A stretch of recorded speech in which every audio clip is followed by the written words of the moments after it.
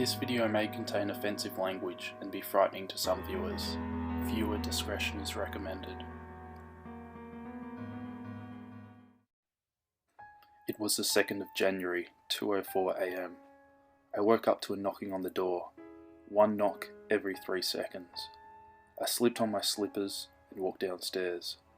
As I walked down, the knocking on the door got faster, almost like a heartbeat. When I got to the door, the knocking stopped.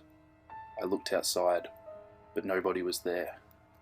I walked back up to my room and went back to bed, thinking it was just some kids playing a prank. At 4:21 AM, I woke up to the front door slamming shut. I jumped, terrified. I looked over to my fogged up window to find "Smile" written all over it in the frost.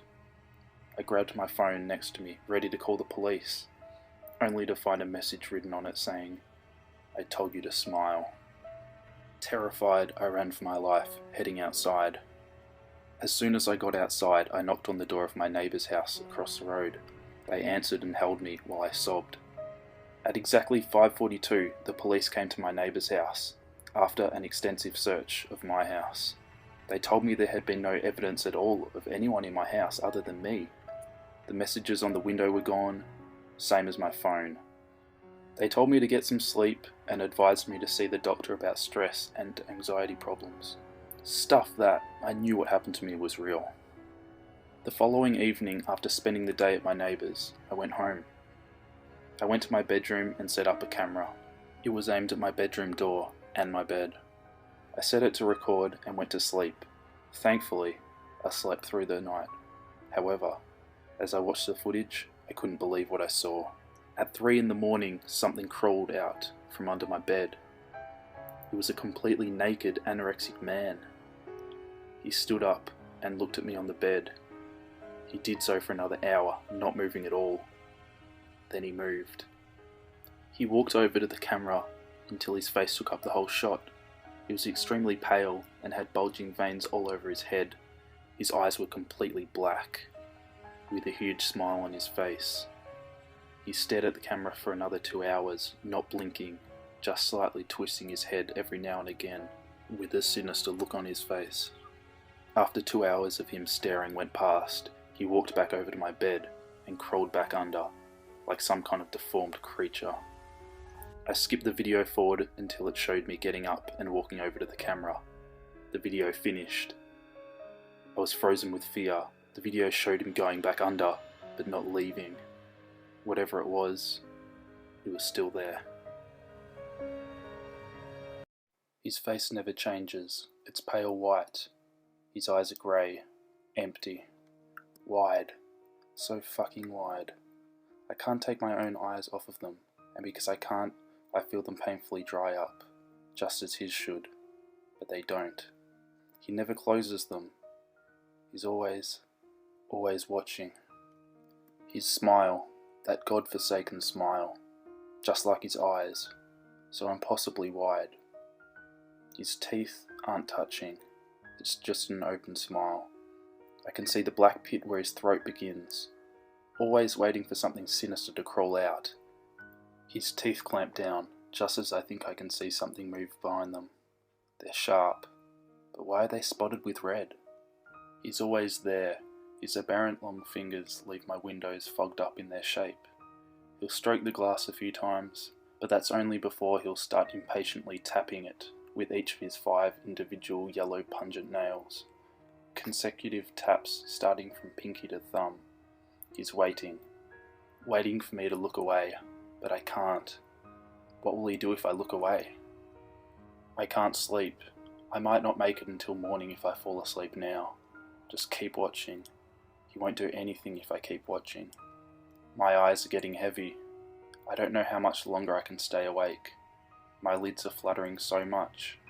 It's like watching an old film, watching him fade slowly in and out of frame.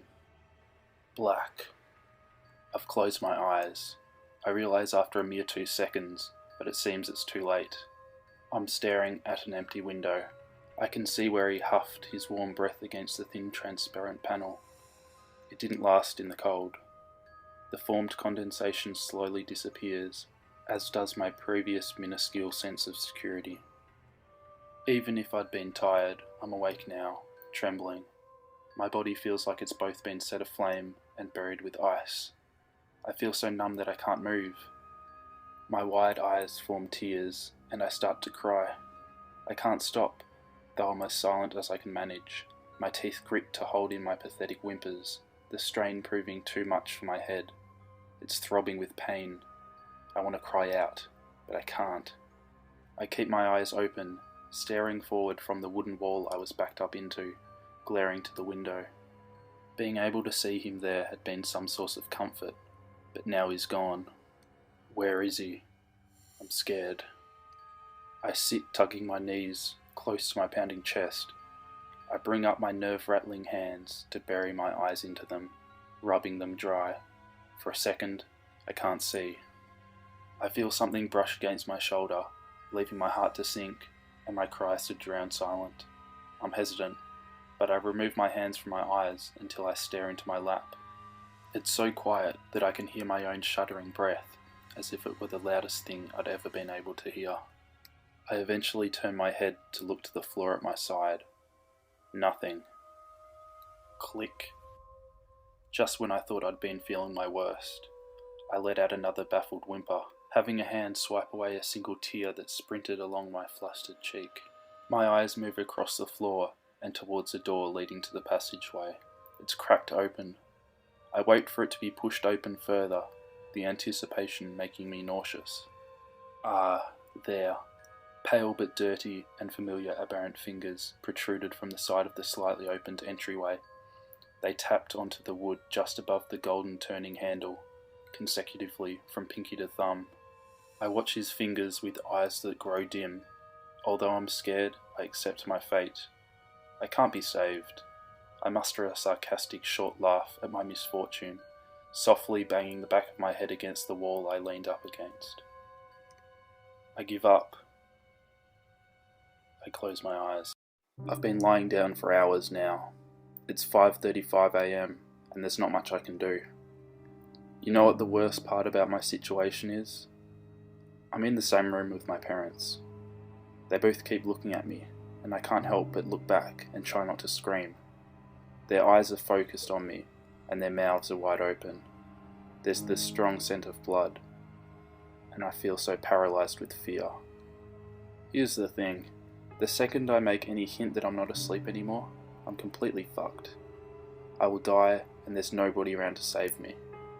I've been trying to think of a way out, but the only idea I have is to rush for the door and run outside the front door and scream for help, hoping any neighbours hear me. It's risky, but if I stay here, I'll surely die. He's waiting for me to wake up and see his masterpiece. You're probably wondering what's going on. I do get ahead of myself sometimes. About 3 hours ago, I heard screaming from the other side of the house. I got up and went to check out the noise, before realising I had to use the restroom. Instead of doing the smart thing and investigating, I used the bathroom first. I could have gotten myself killed right then from my stupid actions, but I actually did my business and took a peek outside the bathroom. There was blood on the carpet. I got very worried and ran back to my room, hiding under my sheets like the pussy I was.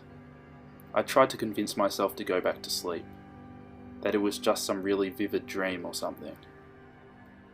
But I heard my bedroom door open. Like the terrified child I was, I peeked from under my blankets to see what was going on. I could see something dragging my dead parents into the room. It was not human, I can tell you that. It was hairless, with no eyes and no clothing. It walked like a caveman, with its back slouched as it dragged my parents. But this thing was much smarter than any caveman. It was aware of what it was doing. It propped my dad up on the edge of my bed and made him face me. It then sat my mother down in the chair and positioned her towards me as well. It then started rubbing its hands upon the walls, staining them with blood, and then drew a circle with the devil's pentagram in it. This thing had made what it would probably call a masterpiece. To finish it off, it scribbled a message onto the wall that I could not read in the darkness. It then positioned itself under my bed, waiting to strike. The scariest thing is now, My eyes have adjusted to the darkness since then, and I can read the message on the wall. I don't want to look at it because it's terrifying to think about, but I feel I need to see it before I'm killed. I peek at the creature's masterpiece. I know you're awake. I remember when you were just a little girl. Your mother and I tried our best to give you a home where you couldn't be hurt, since we lived in a bit of a shady part of town. When you were just a toddler, you would always follow me around the house with that cute little smile of yours, showing me that you still loved me, even after what I had done to the family. Maybe you didn't know that I divorced your mother and took custody of you because of your undeveloped brain. No, a child naturally loves his or her mother more, right? Anyways, remember that time at Jack's 10th birthday party when you accidentally tripped and fell face first into that large cake? You were so embarrassed, and you felt so sorry, but everyone was laughing. Not at you, but with you. I washed your face off, but then you started crying. You asked me why you were such a mess up. I told you that you were just 9, and still making some mistakes, but mistakes help make you a good person. You countered my question almost instantly with another question. How does falling into a cake make me a better person? We both snickered and moved on. But you asking me why you thought you were a mess up surprised me. But I let it go. Do you remember visiting your uncle for the first time and seeing your slightly older cousins? You were so shy in front of them, it was actually adorable. They saw you by the tree in the front yard and tried to get you to play, but you just hid behind it. It looked like you were about to cry. I'll tell you, it took ages for you to break out of your shell and play with them, but it was worth it. You formed a bond with your cousins that no one else could ever break. I guess that's the thing about you, the way your personality is built. You're shy and lonely, so when you get a friend, you naturally form a strong bond with him or her. Hey, you formed a strong bond with me too, even though I was just your father. With the ways I acted and talked, I felt like I was just a stranger. Yet you know when someone says, a man changes when he becomes a father. I realized when you were born that I couldn't hurt you. But that makes this even more difficult. The man clenches the handle of his already loaded .44 Magnum. He stands on the other end of a closed door, left hand on the knob and ready to bust in. I can't say that you're not my daughter anymore. I know you are somewhere deep inside that monstrous shell. The man's eyes begin to drip salty liquid as he clenches the doorknob. I need to end your suffering, sweetie. Just one shot to the head and it'll be over. It'll be quick. Soft grunts and snarls come from the other end of the door, where the man stands. I love you, sweetie. He quickly twists the knob and throws the door open, seeing his bloodied and disfigured daughter on the bed, eating a rotten corpse. It only took one shot.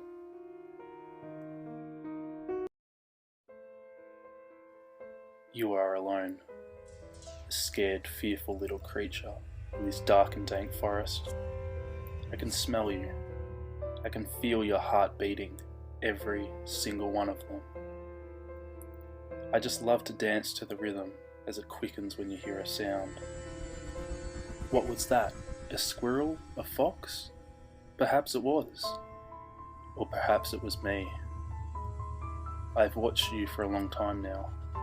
I was there when you were in the playground for your first day at school. I was there when you left it. I was there when you had your first kiss. All these happy memories, and yet you never gave me any in return. That really hurt me. I'm getting closer. I can hear your breath now. I can smell the sweat and the tears running down your face as you run. You know I'm there, but you don't know how. You stop. You turn and watch the area as you slowly gain your breath back. It's so cute to see you running, especially when you don't know what you're running from. You're looking right at me. Can't you see me? I always wanted you to see me. I hope tonight you finally can. You begin running again. trying to find your way out of the trees, back towards the people and the noise and all the things I hate. I prefer the silence. Why don't you? To get away from it all, to cancel it all out. There's not a better feeling in the world. That's what I'm coming to give you, the chance for you to know how peaceful it truly is. I'm right behind you now. You catch your foot on something, but as you fall you cannot see it. Was it a root, a fallen branch, or was it me again? A million possibilities fly through your brain as you fall to the leaves below. You lie there, not moving. Your eyes are closed, trying to get rid of it all, to wake up from the nightmare that you are in. Why don't you open them? I'm right here. I want you to see me. I reach out and touch you. I've never been able to touch you before. Your skin is so smooth, so soft, so flawless. I run my hand down your face. Can you feel me? I can feel you. Every flake of skin, every hair, every cell. I can feel your tears. Why do you cry? Do you not like me? Do you not want to see me? You used to tell me to go away when you were younger. The boogeyman, you used to call me. I was always upset when you told me to go, but I did. I wanted you to be happy, but now it is my turn. You open your eyes. Go on, that's it. Open them up. Can you see me? I know you can. You're not breathing anymore. You hope I go away. Well, that's not happening anymore. I lean into your face. You can see my eyes, white, lifeless, hidden away beneath the curtains of blackness that is my hair. I'm smiling at you. Do you like my teeth? They are yours, all your teeth you lost when you were younger. I sharpened them for you. Do you like them now? I move to your ear and whisper what I always wanted to say. You're not alone anymore. You close your eyes and never open them again. They find your body hung up in the tree 3 days later. Your eyes, nothing but lifeless pools of white matter. Your teeth are gone. I took them. I wanted to complete the set. A small river of bloody tears has run from your eyes, and even though you were frightened, you have a smile. You were smiling because of me. Thank you. You gave me the happiness I wanted. I'm sorry I had to take it from you. In 1983, a team of deeply pious scientists conducted a radical experiment in an undisclosed facility. The scientists had theorized that a human without access to any senses or ways to perceive stimuli would be able to perceive the presence of God. They believed that the 5 senses clouded our awareness of eternity, and without them, a human could actually establish contact with God by thought. An elderly man who claimed to have nothing left to live for was the only test subject to volunteer. To purge him of all his senses, the scientists performed a complex operation in which every sensory nerve connected to the brain was surgically severed. Although the test subject retained full muscular function, he could not see, hear, taste, smell, or feel. With no possible way to communicate with, or even sense the outside world, he was alone with his thoughts. Scientists monitored him as he spoke aloud about his state of mind in jumbled, slurred sentences that he couldn't even hear. After 4 days, the man claimed to be hearing hushed, unintelligible voices in his head. Assuming it was just an onset of psychosis, the scientists paid little attention to the man's concerns. 2 days later, the man cried that he could hear his dead wife speaking with him, and even more, he could communicate back. The scientists were intrigued, but were not convinced until the subject started naming dead relatives of the scientists. He repeated personal information to the scientists that only their dead spouses and parents would have known. At this point, a sizable portion of the scientists left the study. After a week of conversing with the deceased through his thoughts, the subject became distressed, saying that the voices were overwhelming. In every waking moment, his consciousness was bombarded by hundreds of voices that refused to leave him alone. He frequently threw himself against the wall, trying to elicit a pain response. He begged the scientists for sedatives so he could escape the voices by sleeping. This tactic worked for 3 days, until he started having severe night terrors. The subject repeatedly said that he could see and hear the deceased in his dreams. Only a day later, the subject began to scream and claw at his non-functional eyes, hoping to sense something in the physical world.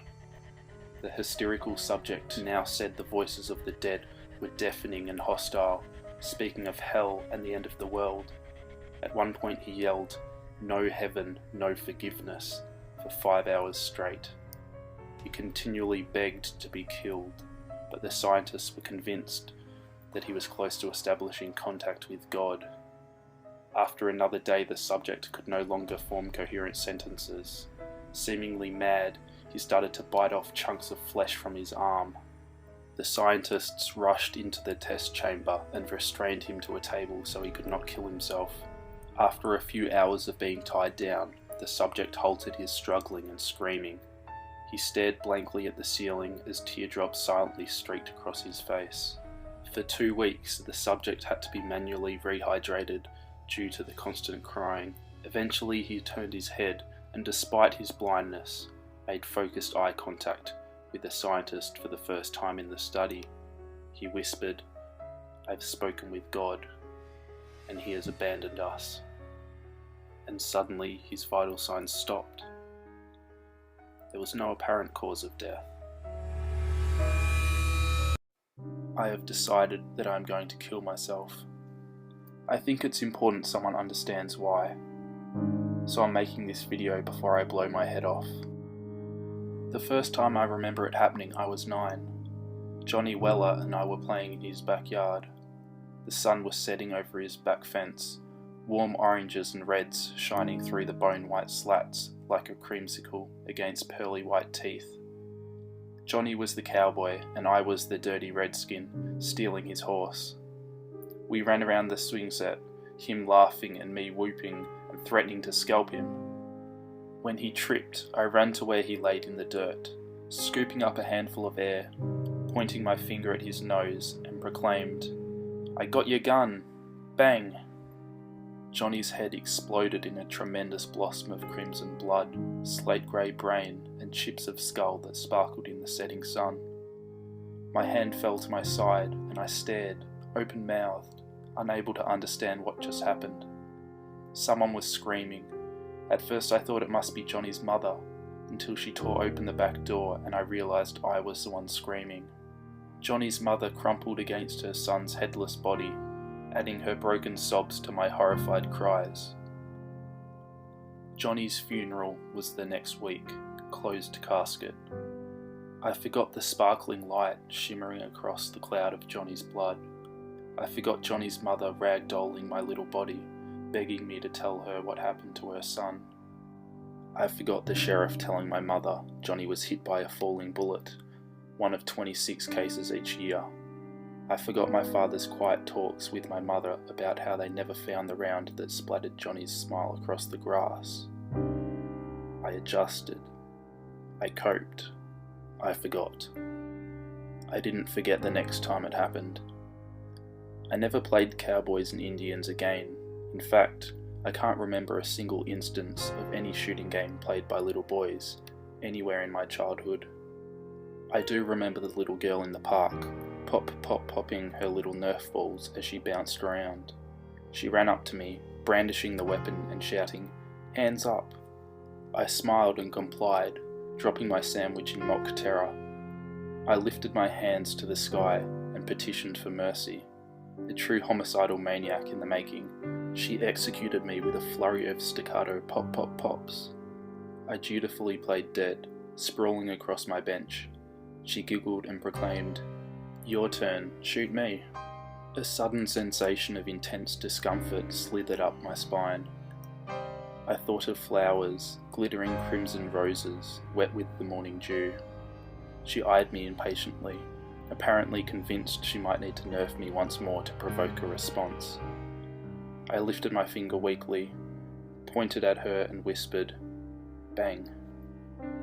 This time I wasn't the one screaming. Her mother cradled her baby's dismembered limbs, frantically clutching an arm, then a leg. I had pointed my finger at the little girl's belly button. The moment the word left my lips, she ruptured like a water balloon, filled with punch and soaking bits of crimson-coloured fruit. Johnny Weller's decapitated body filled my vision, the slow red of sunset sliding down the front of his striped shirt. I ran. I can't do this anymore. I got pissed at Lara yesterday and put my finger in her face to tell her off. I didn't even say it. I couldn't bring myself to sop my girlfriend's brains off the kitchen floor. I can't do this anymore. All I have to do is put my finger against my temple and say it. At least I'll go out with a bang. Do you have someone you hate? Someone you would do anything to hurt? Pay any price for vengeance? If so, you may want to consider visiting Lightless City. To get there, go to any decent-sized city and find a deserted alleyway at night. Go into it and close your eyes as tightly as you can. Whisper, "Lightless City," and concentrate on the darkness.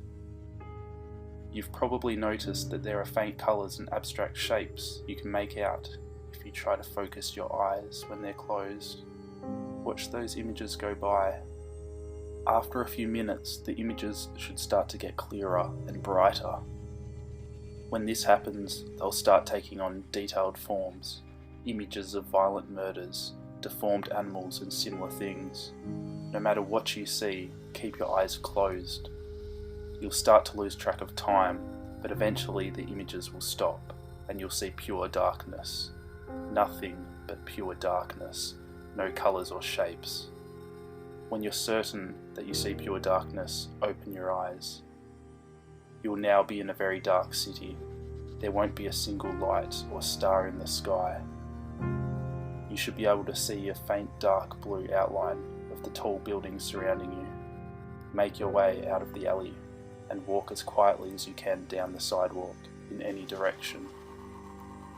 If you hear any movement, run as quickly as you can away from the noise. There are animals in the Lightless City.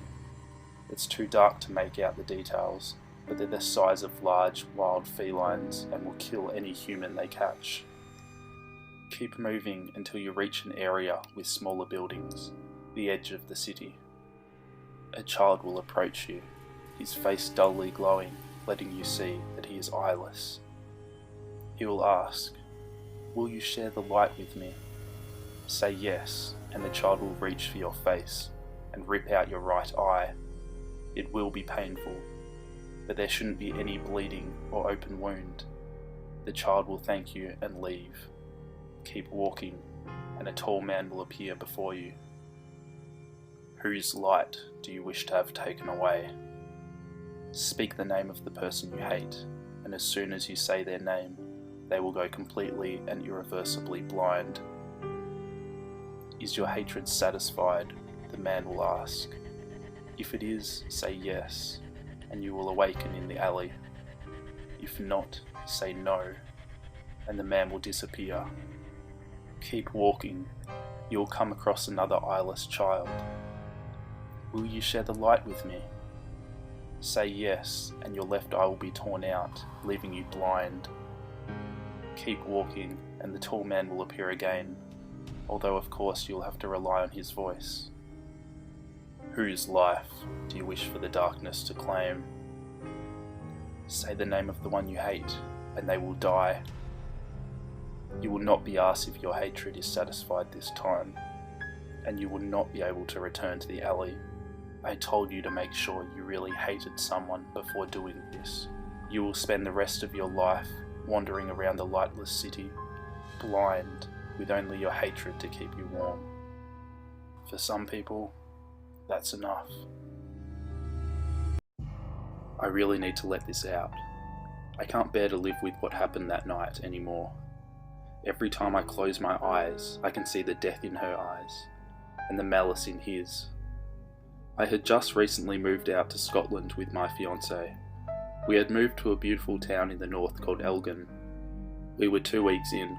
Everything was going well. We had settled in just fine. We thought we were going to live a long, happy life here.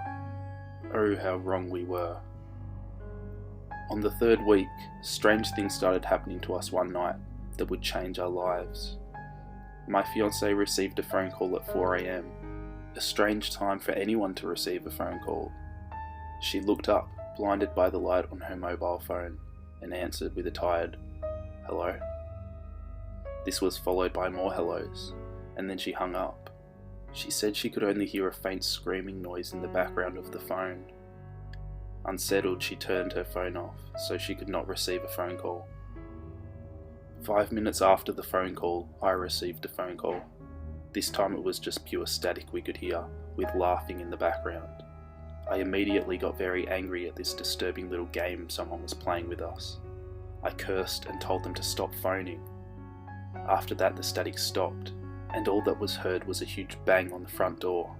We both jumped. She clutched onto me, crying, terrified. I told her everything was going to be alright. I got up, told her to stay there, put on my dressing gown, grabbed a bat and walked to the door. I pulled aside the curtain covering the window on the door to find a message. The message read, "You shouldn't have left her alone." As soon as I finished reading, I heard a scream coming from upstairs. I immediately ran upstairs to find myself frozen in the entrance of our bedroom. There my wife was standing, blood dripping from her neck, looking right into my eyes, sobbing for me to help. And there was that thing behind her. That fucking thing that ruined my fucking life. It was a tall, completely naked creature, humanoid in shape. It was completely bald, and had very skinny limbs. You could almost see its bones. Its face was the most horrendous thing I had ever seen in my life.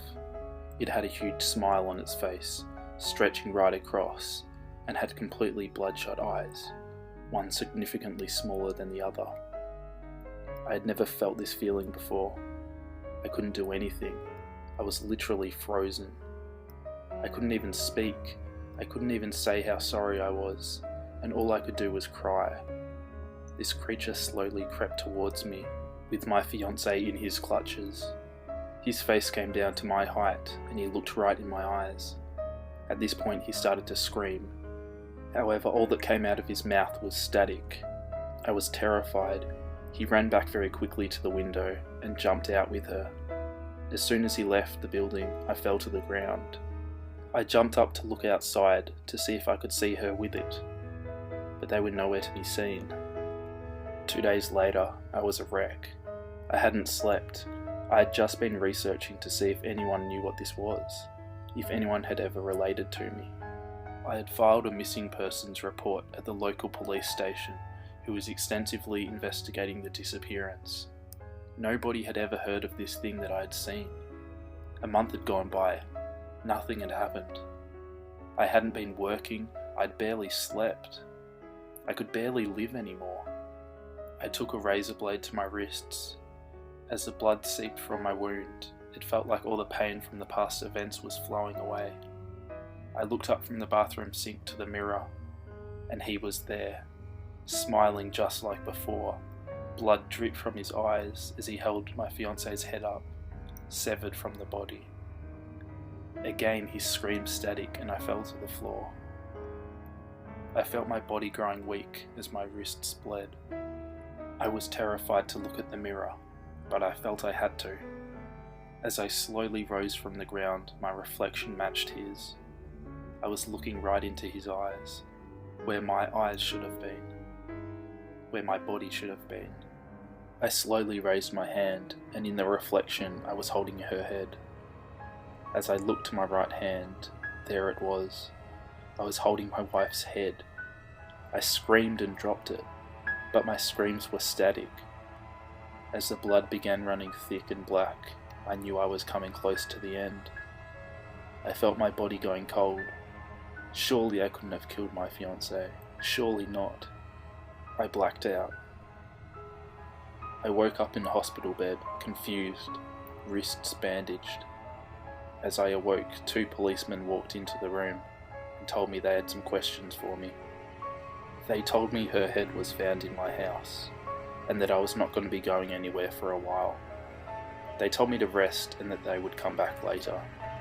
As they walked out from the room, one of them turned around and said, "Oh, and one last thing."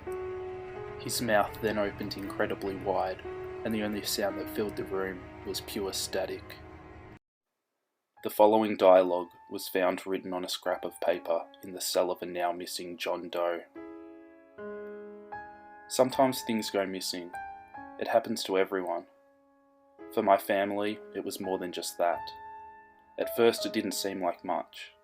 A few missing articles of clothing, my wife's earrings and some silverware.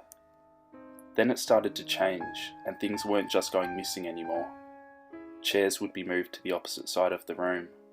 Items that didn't belong to us would replace our missing objects.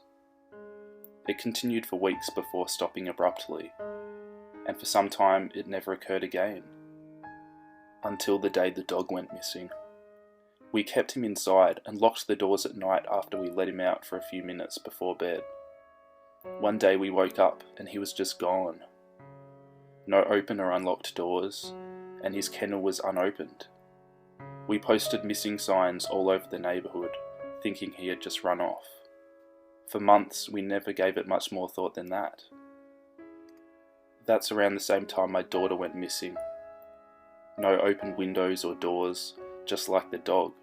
She was gone without a trace. We kept telling everyone we had no clue what happened to her. No one believed us. I tried to stay strong, but my wife fell apart at the seams. Most days she didn't even get out of bed. Weeks went by, without word of our daughter's whereabouts. I was beginning to fear the worst. We had been hearing about people going missing in the same manner as our daughter. It was all over the news and in the papers. I drew a conclusion that my daughter was connected with these vanishings. That's when I started seeing him. It was only ever glimpses through reflections, mostly mirrors, but in glasses and reflective surfaces as well. When I told my wife, she called me crazy. She said the loss of our daughter was hitting us both hard. She screamed and cried. She began blaming me. One day we fought worse than we had ever before. The house was unkempt, and the last thing I said to my wife before I stormed out the door was that I wished she had been the one who had disappeared. I came home later that day, and no matter how much I looked, my wife was nowhere to be found. Just like the dog, just like my daughter, no open windows and no open doors, not a single trace to be found. Before they locked me up, I continued to catch glimpses of him behind me. So strange that I only ever caught them in reflections. When I would turn to face him, I would find I was alone. I simply thought I was going crazy, until he gave me his name. He didn't speak it. I don't think he talks or even makes a noise at all. I awoke one morning in pain and found it scratched into my chest. Such an odd name. Grubby. How can a name like that bring so much fear to my entire being?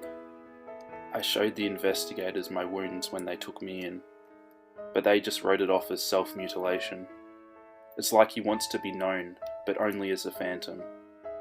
I still can't shake the feeling that he is behind me. There are no reflective surfaces in my cell, so I can't confirm it, but I know he's there. I am writing this in the dark. My cell is locked. There are no windows. And I think he's going to take me. The police found this letter in an empty cell, where a father had been held to await questioning of the disappearance of his wife and daughter.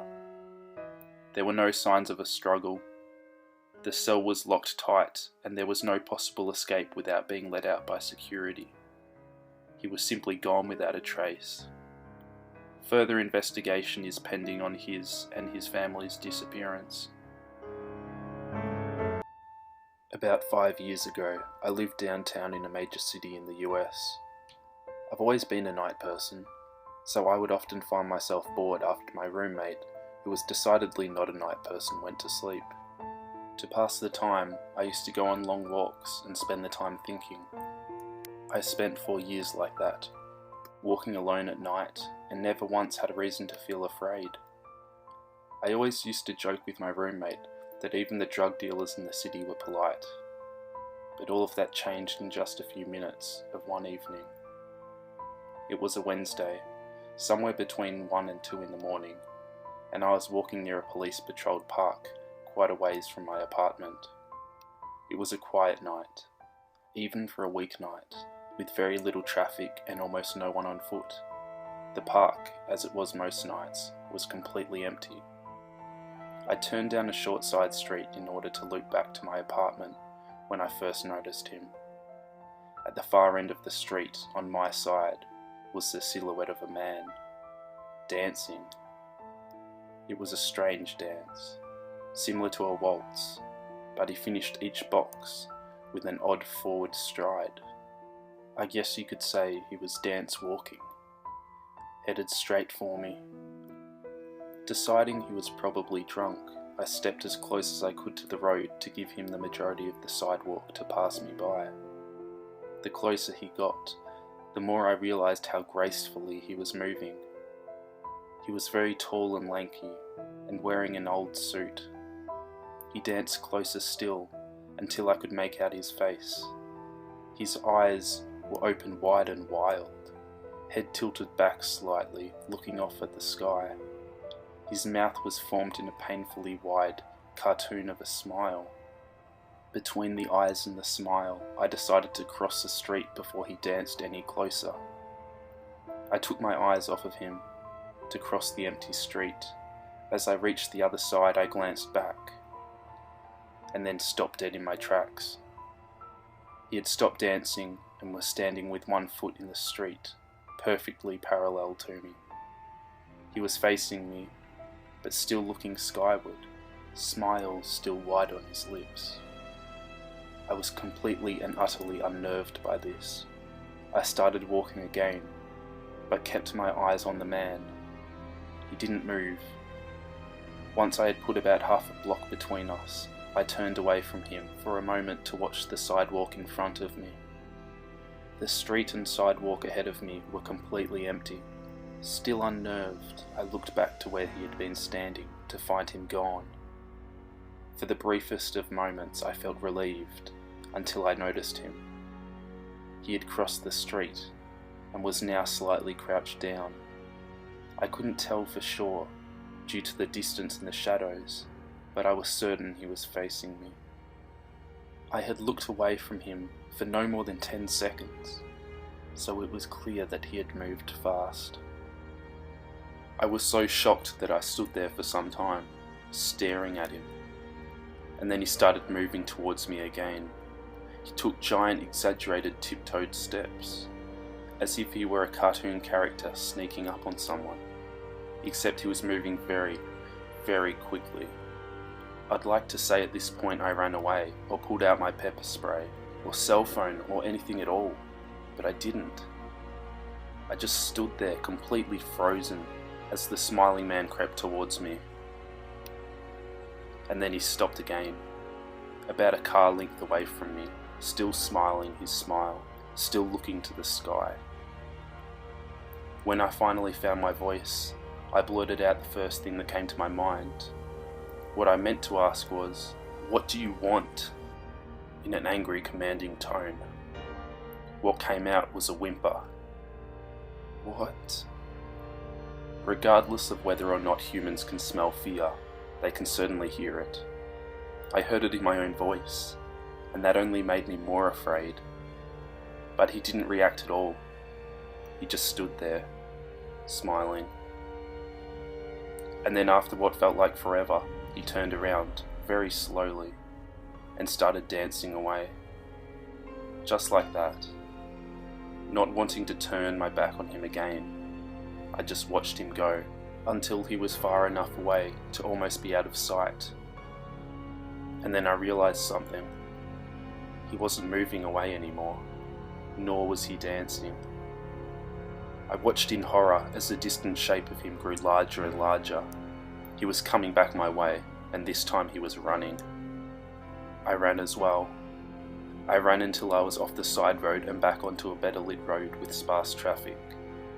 Looking behind me, he was nowhere to be found. The rest of the way home, I kept glancing over my shoulder, always expecting to see his stupid smile, but he was never there. I lived in that city for 6 months after that night, and I never went out for another walk. There was something about his face that always haunted me. He didn't look drunk. He didn't look high. He looked completely and utterly insane, and that's a very, very scary thing to see. Do you remember those Mickey Mouse cartoons from the 1930s? The ones put out on DVD a few years ago? Well, I hear there's one that was unreleased, even to the most avid classic Disney fans. According to most sources, it's nothing special. It's just a continuous loop, like in the Flintstones, of Mickey walking past 6 buildings for 2 or 3 minutes before fading out. Unlike the cutesy tunes put in other cartoons, however, the song in this cartoon wasn't a song at all. It was just a constant banging on a piano's keys for 1.5 minutes before going to white noise for the remainder of the film. It wasn't the jolly old Mickey we've come to love either. Mickey wasn't dancing or even smiling. He was just kind of walking, as if you or I would walk, with his head tilted to the side as he kept his dismal look upon his face. Up until a year or 2 ago, everyone believed that after it cut to black, that was it. When Leonard Martin was reviewing the cartoon to be put in the complete series, he decided it was too junk to be included. However, he wanted to have a digital copy due to the fact that it was a creation of Walt's. When he had a digitized version on his computer, he noticed something.